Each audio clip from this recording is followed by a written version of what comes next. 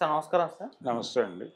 Sir మంచు ఫ్యామిలీలో గొడవలు ఇంకా అయితే ఆగడం లేదు సార్. ఒకరిపైన ఒకరు విరుచుకుపడడమే చూస్తున్నాం. మళ్ళీ ఇప్పుడు మరోసారి మంచు మనోజ్ గారు ప్రెస్ మీట్ పెట్టి వీళ్ళ పైన విమర్శలు చేశారు. మంచు మోహన్ బాబు గారి పైన అండ్ వాళ్ళ బాడీ గార్డ్స్ పైన ఒక రెస్టారెంట్ మొత్తాన్ని కూడా వాళ్ళు నాశనం చేశారంటూ చెప్పడం చూస్తున్నాం సార్. మరి ఇలా గొడవలు ఇప్పట్లో ఆగుతాయా? మరి ఇప్పుడేం జరిగింది? మీరేం చెప్తారు సార్ దీనికి అంటే సంబంధించి? యాక్చువల్‌గా ఈ వివాదానికి కారణం ఏమిటి అనే దానికి సంబంధించి ఒక ఎస్టాబ్లిష్‌మెంట్ వార్త ఉంది. హ్మ్. అంటే మోహన్ బాబు యూనివర్సిటీకి చెందినటువంటి విద్యార్థులు ఆ రెస్టారెంట్‌లో కూర్చున్నారని, హ్మ్. ఆ సందర్భంగా వాళ్ళకి హోటల్ యాజమాన్యానికి ఓ చిన్న ఘర్షణ ఏదో జరిగి, హోటల్ యాజమాన్యం వీళ్ళ మీద దాడి చేస్తే వీళ్ళెళ్ళి కంప్లెయింట్ చేస్తే, అప్పుడు బౌన్సర్‌లొచ్చి దాడి చేశారు హోటల్ మీద అనేది ఒక వార్త. మొదటి వార్త అదే. ఓకే. అయితే ఇప్పుడు మంచు మనోజ్ మీడియా ముందుకు రావడం ద్వారా ఎస్టాబ్లిష్ చేసిన ఫ్యాక్ట్ ఏంటంటే, ఈ బౌన్సర్లు దాడి చేశారు హోటల్ మీద అనేది మొదట వచ్చినటువంటి వార్తలోనే ఉంది అది. అయితే బౌన్సర్లు దాడి చేయటం ఏమిటి అనేది లోకల్ పీపుల్ కొంచెం ఇబ్బంది పడుతూ కంప్లైంట్ ఇచ్చారు అనేది కూడా వినిపించింది. అయితే మనోజ్ ఏం చెప్తున్నాడంటే మీడియా ముందుకొచ్చి, నన్ను అభిమానించే వాళ్ళు లేదు నాతో టచ్‌లో ఉన్నవాళ్ళు, నాకు ఇక్కడ సమాచారాలు ఇస్తున్న వాళ్ళు వాళ్ళని వాంటెడ్‌గా అటాక్ చేస్తున్నారు. టార్గెట్ చేసి దాడి చేస్తున్నారు. ఎవరు చేస్తున్నారో తెలుసు. 3 ఏళ్ల క్రితం వరకు ఈ పరిస్థితి లేదు. ఇప్పుడు ఉంది. ఇప్పుడు అంటే ఆయన మొన్న సంక్రాంతికి వచ్చినప్పుడు కూడా లోపలికి అలౌ చేయల.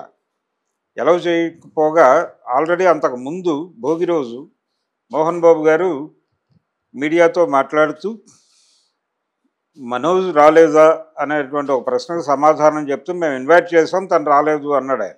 అన్న మర్నాడే ఇతను రావటము, లోపలికి అలౌ చేయకపోవడం జరిగింది. పోలీస్ స్టేషన్ దాకా వెళ్ళింది. పోలీస్ స్టేషన్ దగ్గర ఆయన కంప్లెయింట్ ఇవ్వటం, వారు కంప్లెయింట్ ఇవ్వటం, కౌన్సిలింగ్ చేయటం ఇదంతా డ్రామా నడిచింది ఆ రోజు. హ్మ్. తర్వాత మా తాతగారు, మా నాయనమ్మ వాళ్ళ సమాధుల దగ్గరికి వెళ్తాను అన్నాడు ఆయన. అక్కడ కూడా ప్రాపర్‌గా తనని నిలబడనివ్వలేదు అన్న టోన్‌లోనే ఆయన చెప్పాడు తర్వాత.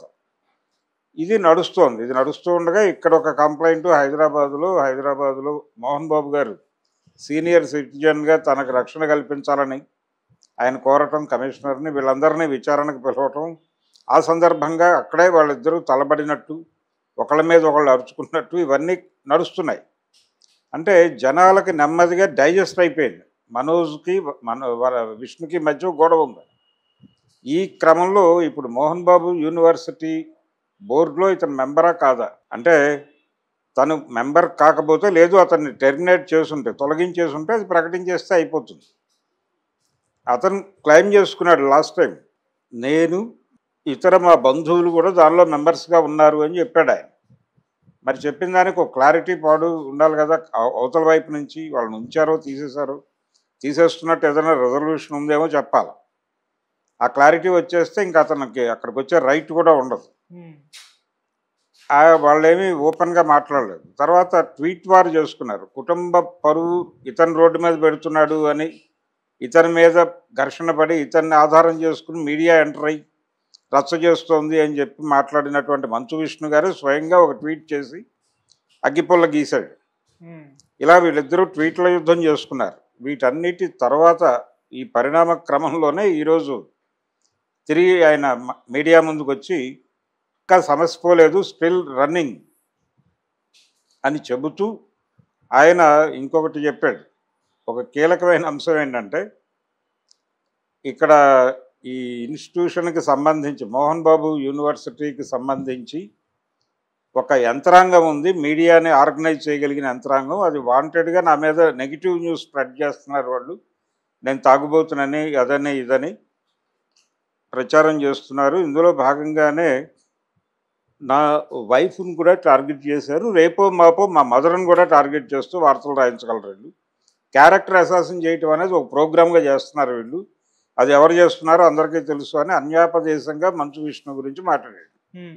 మోహన్ బాబు గారు అమాయకుడని ఆయన్ని కంట్రోల్లోకి తీసుకుని ఆయనకు మాట్లాడే అవకాశం ఇవ్వకుండా ఇదంతా చేస్తున్నారనేది ఆయన మొదటి నుంచి ఎస్టాబ్లిష్ చేస్తున్నటువంటి ఫ్యాక్ట్. మీరు ఏవైనా చేసుకోండి. ఆయన ఒక సినిమా ఫంక్షన్‌లో కూడా మాట్లాడాడు. నాకెవరూ అక్కర్లేదు. నాకెవడు భుజానికి ఎత్తుకుని మొయ్యాల్సిన అవసరం లేదు. నా అంతట నేను నడవగలను. నా సినిమాలు నేను తీసుకోగలను. నా ప్రాజెక్టులు నేను చేసుకోగలను.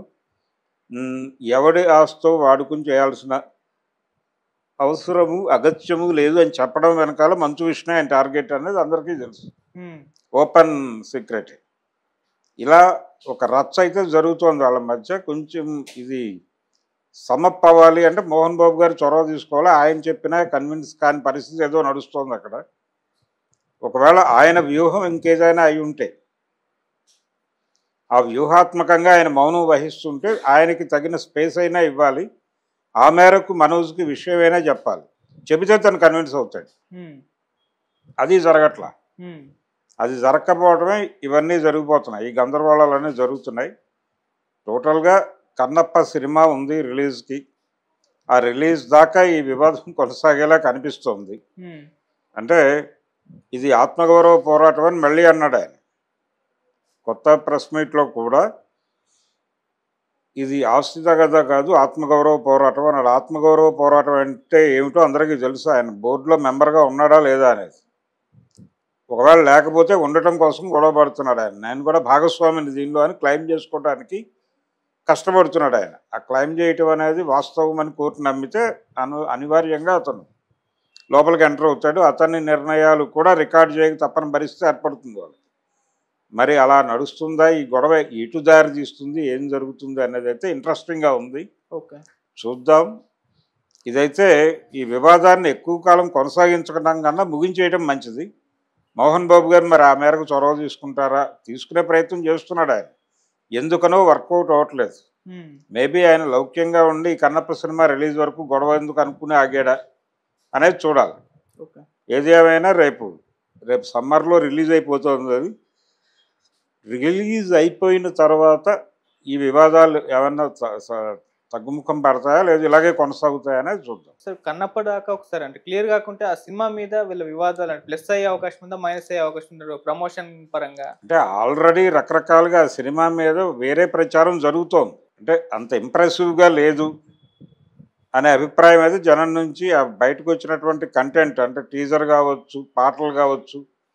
ఈ శివ శివ అనే ఒక పాట వచ్చింది బయటకు, దాన్ని కంపేర్ చేస్తూ మాట్లాడేస్తున్నారు ఆల్రెడీ. అందుకని మనోజ్ ప్రభావం కంటే కూడా